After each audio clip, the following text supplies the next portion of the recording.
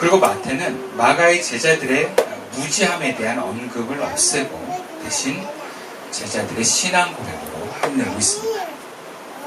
그래서 마태는 마가와 달리 이 사건을 통해서 제자들의 부정적인 이미지를 긍정적으로 보이게 하고 베드로를 믿는 자들을 포함해서 제자들의 모델로 제시하고자 합니다.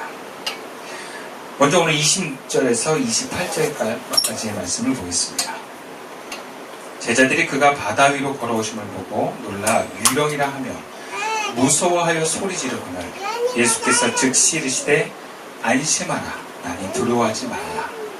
베드로가 대답하이르되 주여 만일 주님이시여든 나를 명하사 물리로 오라소서 하니. 오병이어의 기적을 이후로 예수님은 제자들을 재촉해서 배를 먼저 태워서 건너편으로 가게 하셨습니다.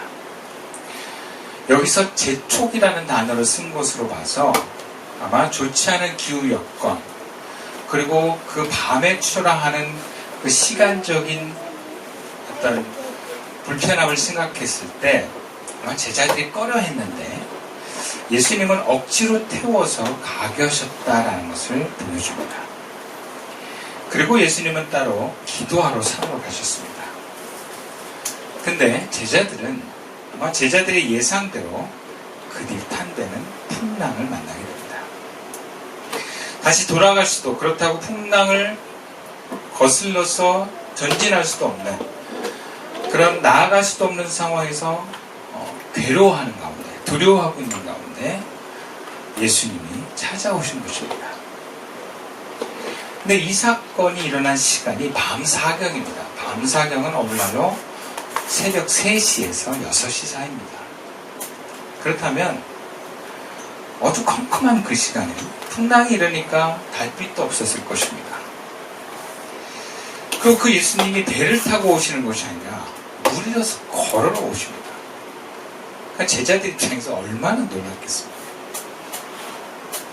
그래서 대부분의 제자들이 예수님을 보고 유령이다 라고 하면서 소리를 쳤습니다. 아무리 위대한 스승이었지만 설마 예수님이 무리를 걸어서 온다고는 생각을 못했던 것 같아요.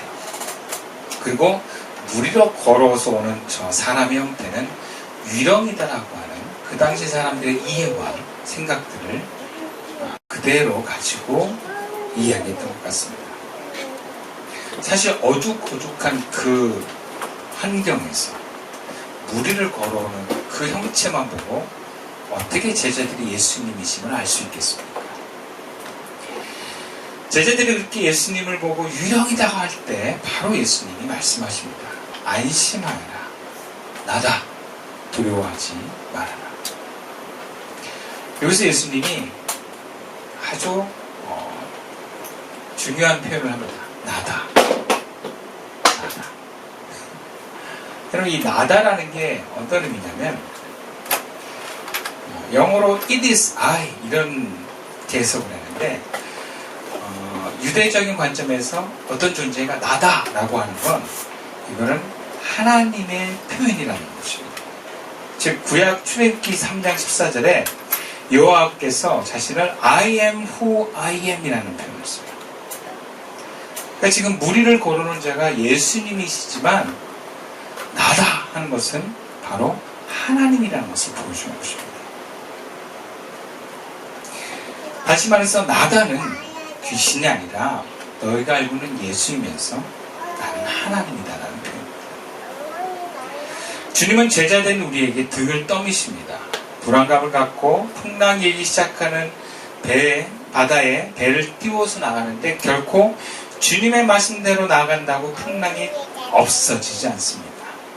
폭풍우가 더 몰아칩니다. 그럴 때 우리는 등을 떠민 주님이 원망스럽고 또 이게 정말 주님이 가라고 하신 게 맞나라는 의문이 듭니다. 왜냐하면 우리의 기대와 상식은 주님의 인도와 부르심에 응답할 때 평안하고 뭔가 내가 기대하는 어떤 좋은 환경이 열릴 것을 소망하기 때문에 그렇습니다. 근데 그건 역시 내 생각입니다. 풍랑은 그대로 붑니다. 아니 더 거세게 불 수 있습니다. 여기서 중요한 것은 풍랑이 있느냐 아니냐가 아닙니다. 성경에서 얘기하는 건 그렇게 풍랑이 일어도 주님은 우리를 보고 계신다는 것입니다. 그리고 잠자코 계시지 않고 우리에게 찾아오셔서 안심하게 하시고 또 결과적으로는 풍랑도 잔잔케 해주십니다. 이것은 환경의 풍랑일 때 마음도 풍랑에 함께 있는 우리에게 주님은 기도 가운데 오셔서 마음에서부터 평안을 주신 것을 말합니다. 환경이 마음에 지배받지 않는 것이 제자의 길입니다. 그리고 주님은 환경이 바뀌기도 전에 우리의 마음에 찾아와서 우리에게 평안을 주십니다. 그럼 우리의 평안은 환경에서 결정되는 것이 아니라 주님을 만나면 평안합니다. 주님을 만나기를 열망하십시오. 풍랑을 잔잔케 해주셔야 내 마음이 평안할 것 같지만 저 사람이 좀 내 말을 들어야 내 마음이 평안하고 만족스러울 것 같지만 사실 우리는 주님을 만나야 평안하고 만족스럽습니다. 그리고 나서 풍랑도 잔잔케 됩니다. 그렇다면 주님은 우리를 왜 풍랑이는 바다에 등을 떠미셨는가? 제자라면 복을 주시고 오히려 풍랑이는 바다에서 우리를 지켜주는 것이 우리의 기대인데 풍랑이 일 것을 알면서도 우리의 등을 떠미시는 분이 바로 주님이라는 것을 우리는 알아야 됩니다. 이런 가운데 그럼 왜 주님이 우리의 등을 떠미는가? 풍랑이 뻔히 있는데 아마 그것은 오늘 베드로의 사건을 통해서 우리는 그 의미와 뜻을 더 분명하게 알 수 있게 되는 것 같습니다. 본문 28절에서 32절까지 말씀입니다. 베드로가 대답하여 이르되 주여 만일 주님이시거든 나를 명하사 무리로 오라 하소서 하니 오라 하시니 베드로가 배에서 내려 무리로 걸어서 예수께로 가되 바람을 보고 무서워 빠져가는지라 소리질러 이르되 주여 나를 구원하소서 하니 예수께서 즉시 손을 내밀어 그를 붙잡으시며 이르시되 믿음이 작은 자여 왜 의심하였느냐 하시고 배에 함께 오름에 바람이 그치는지라. 같은 사건을 마가복음과 요한복음에도 기록되어 있는데 여기는 마태는 유일하게 베드로가 무리를 건너서 예수님께 간 장면을 기록하고 있습니다.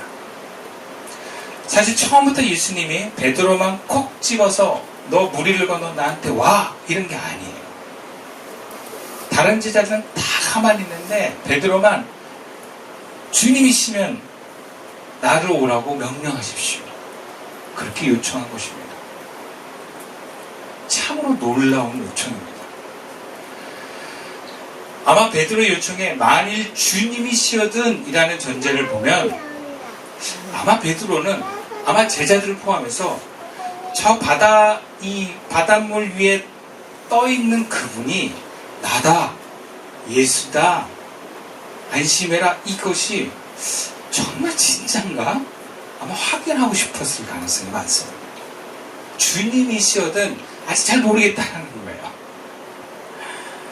지금 풍랑이는 어두컴컴한 바다에서 나다라는 그 음성만으로는 도저히 내가 당신 예수인지 모르겠다는 거죠.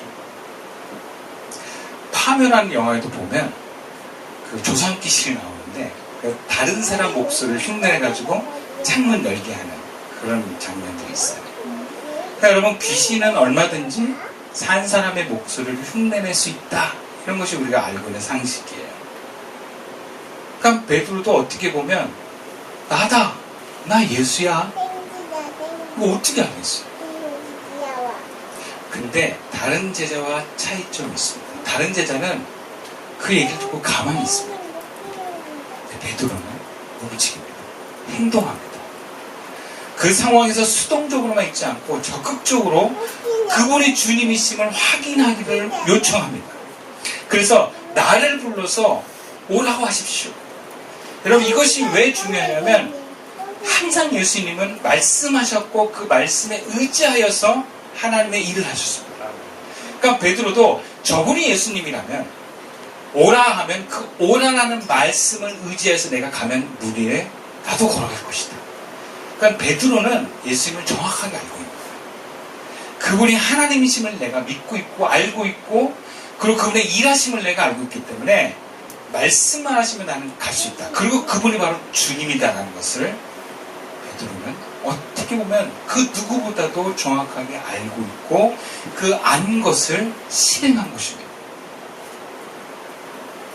마태는 제자들이 베드로처럼 능동적이며 적극적인 태도를 가져야 할 것을 말한 거예요. 바로 전에는 그 제자들이 다 등 떠밀려서 떠났는데 지금 베드로는 자원해서 가고 있는 것입니다. 여러분, 제자는요 등 떠밀려서 가는 사람이 아니에요. 한계가 있어요. 능동적이고 적극적으로 그 주님의 말씀에 의지해서 가는 사람들이 주님의 제자입니다. 우리는 대개 하나님을 경외하고 예수님을 따른다고 하지만 의심만 갖고 있습니다. 말로만 합니다. 행동하지 않은 그리스도인이 너무나 많습니다. 말로는 주를 위해 내가 십자가를 지고 주님과 동행하는 삶을 살겠습니다라고 하지만 삶은 그렇지 않습니다. 어떻게 해서든 자기 만족과 자기 가정의 평안을 우선합니다. 풍랑이는 바다에 배를 띄워가라고 등을 떠밀 때 우리는 왜 등을 뜨미냐고 예수님을 원망하기도 합니다. 결국 제자는 믿고 말하는 만큼 행동하는 사람입니다. 적극적으로 행동하는 그리스도인이야말로 믿음을 가진 제자입니다. 그렇기 때문에 우리는 베드로처럼 주님이 오라 하면 무리라 할지라도 가겠습니다는 삶의 자세가 필요합니다. 이것은 우리의 믿음의 현주소를 보게 하면서 동시에 예수님을 향한 행동을 동반한 더 큰 믿음으로 나아가게 합니다. 여러분, 우리의 믿음이라고 하는 것은 그냥 타고날 때 주어지는 것이 아닙니다. 믿음은 계속 자라는 것입니다. 그래서 커지는 사람이 있고 작아지는 사람이 있습니다. 베드로는 예수님이 오라 할 때 그 말씀에 의지하여서 갈 수 있는 믿음이 있었습니다. 그런데 막상 가보니까 어쩌면 그 무리에 발을 디는 순간 빠지지 않고 걸어가는 그 순간을 너무 만끽하고 감격스러울 것이었습니다. 그런데 갑자기 큰 파도가 불고 바람이 너무너무 강하게 불니다. 그때 베드로가 바람을 보고 파도를 봅니다. 그러자 바로 물속으로 빠져듭니다. 이것은 무엇입니까? 이것이 바로 베드로의 믿음입니다. 주님이 오라 하면 갈 믿음은 있는데 그 과정에서 바람이 불면 주님을 바라보는 것을 놓치고 있는 것이 베드로의 믿음이었던 것입니다. 여러분, 우리는 믿음이 굉장히 좋은 줄 압니다. 그러나 막상 상황을 겪어보면 선택을 못합니다. 위험과 모험을 하려 하지 않습니다. 그리고 우리 삶에 불어오는 광풍에 우리는 너무 스트레스를 받고 두려워하고 분노합니다. 풍랑이는 바다를 걸어가는 초월적인 존재가 아니라 풍랑이는 바다와 파도에 휘말리고 휩쓸리고 흔들리는 그런 연약한 존재라는 거예요. 그걸 어떻게 하느냐? 풍랑이 있는 바다에 배를 띄워봐야 하는 거예요. 이런 학생들을 보면 공부를 잘한지 어떻게 알겠습니까? 시험을 봐야 합니다. 우리 삶의 풍랑은 나의 믿음의 현주소를 보게 합니다. 여러분, 그것은 하나님께서 우리를 비난하고자 하는 것이 아닙니다. 여러분, 우리가 공부를 잘하고 싶어도 공부를 잘하려면 내가 어느 정도 수준에 있는지를 알아야 돼요. 그래서 영어 공부를 잘하고 싶으면 내 영어의 수준이 초등학교 수준인지 중학교 수준인지 고등학교 수준을 알아야만 거기에 맞게 공부를 하면서 잘할 수 있는 거예요. 근데 저를 포함해서 많은 친구들이 고등학생이면 고등학교 수준인 것처럼 포장을 해요. 사실은 중학교 수준입니다. 많은 신앙인들이 교회를 다니지만 다 신앙이 어른 신앙인 줄 포장을 합니다. 그렇지 않습니다. 우리의 믿음은 시험을 보면 드러납니다. 시험을 보는 이유는 더 믿음을 성장하기 위한 주님의 은총입니다. 그래서 풍랑 있는 바다에 얼마든지 우리는 등 떠밀려 나갈 수 있습니다. 그것이 우리의 본 모습을 보게 하는 현장이기 때문입니다. 본문에서 베드로는 아직 풍랑 있는 바다에 기대하는 그 이상의 두려운 상황까지 감당할 만한 믿음은 없었습니다. 그래서 그 부족한 믿음, 무리를 걸어봐야 합니다. 그런데 그런 베드로를 예수님은 보고만 계시지 않습니다. 즉시 손을 내밀어 그를 붙잡으셨습니다. 그리고 이렇게 말씀합니다. 믿음이 작은 자여 왜 의심하느냐. 이것은 혼내는 것이 아닙니다. 믿음이 작다는 것을 알려주고 의심하지 말라고 가르쳐주는 것입니다. 얼핏 보면 베드로가 다른 제자들보다 믿음이 더 작은 것처럼 보입니다.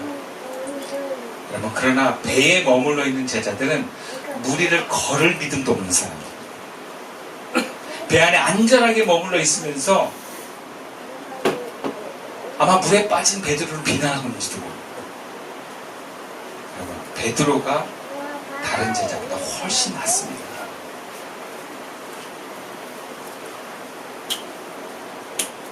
누구는 베드로가 괜히 예수님께 걸어가겠다고 오지랖을 떨어서 거센 바람에 두려움이 덮쳐서 꼴사납게 됐다 이렇게 비난할 수도 있지만, 그럼 다른 사람을 몰라도 베드로 자신은 이 사건을 계기로 더 큰 믿음의 자리로 나아갔을 것입니다. 그리고 16장에 예수님이 베드로를 통해서 교회를 세우겠다 하셨습니다. 이것은 교회의 수장으로 삼으신다는 얘기예요. 여러분, 항상 보면 움직이지 않는 사람이 행동하는 사람을 비난합니다. 그리고 변화는 없습니다. 변화하는 사람은 지적과 혼나는 것을 두려워하지 않습니다. 오히려 혼나기도 하고 지적당하면서 행동하는 사람입니다. 그런 사람이 변화될 수 있습니다. 본문에서 마태의 의도가 그렇습니다. 베드로가 설령 연약함으로 인해서 다시 물에 빠졌다고는 하나, 그는 예수님의 손에 이끌려 건짐을 받은 사람입니다. 12명의 제자 중에 유일하게 베드로만 무리를 건너보고 그 과정에서 빠져버린 연약함에도 예수님의 손길로 일으킴을 받은 사람이 바로 베드로입니다. 여러분, 이것을 경험한 제자와 보고만 있었던 제자의 경험은 큰 차이가 날 수밖에 없습니다. 믿음은 몸에 새겨지는 것만큼 내 것이 됩니다. 몸에 새겨지지 않고 의식만 있고 지식에만 머물러 있다면 그건 내 것이 아닙니다. 심지어 집단 믿음도 내 믿음인 줄 착각합니다. 그러나 그 믿음의 공동체를 떠나보면 그 믿음이 내 것이 아니었음을 우리는 알게 됩니다. 그리고 베드로처럼 그런 믿음의 시도를 한 것을 바라본 다른 제자들은 베드로 덕분에 예수님이 진짜 예수님이구나 라는 걸 알게 되었습니다. 베드로 때문에 다른 제자들의 믿음도 돈독해지는 거예요. 공동체는 그렇게 적극적이고 도전하는 성도들로 인해서 주님의 은혜를 함께 받는 것입니다. 그럼 주님은 우리가 적극적으로 행동하기를 원하십니다. 마음 먹은 것과는 다르게 믿음이 약하다고 마음이 언제 두려움에 사로잡힐지 모르는 우리의 연약한 믿음이 머물러 있지 말고 자라기를 원하세요. 또 심지어 우리 교회도 그런 교회가 되기를 원하는 거예요.